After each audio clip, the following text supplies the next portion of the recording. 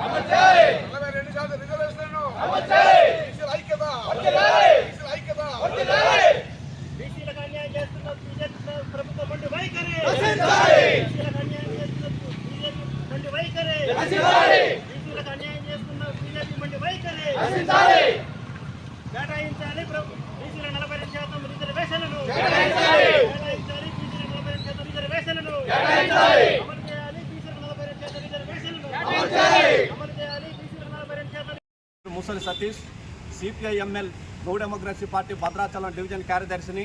ఇవాళ భారతదేశ వ్యాప్తంగా చూసుకుంటే 62% ఇవాళ బీసీలు ఉన్నారు. వీళ్ళకి 42% రిజర్వేషన్ కల్పించాలని చెప్పి ఇవాళ మొత్తం కూడా బీసీ జేఏసీ సంఘాలు మొత్తం కూడా బంద్కు పిలుపునివ్వడం అనేది జరిగింది.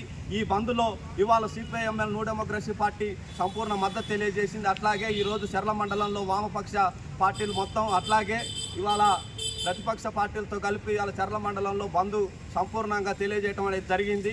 అట్లాగే ఇవాళ చూసుకుంటే 102 బీసీలో కులాలు ఉన్నాయి.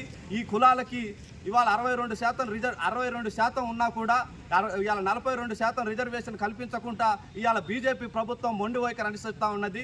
కాబట్టి ఈ మొండి వైఖరి అనేది వీడనాడి 42% రిజర్వేషన్ బీసీలకు కల్పించాలని చెప్పి సిపిఐఎంఎల్ న్యూ డెమోక్రసీ పార్టీకి డిమాండ్ చేస్తూ ఉన్నాం.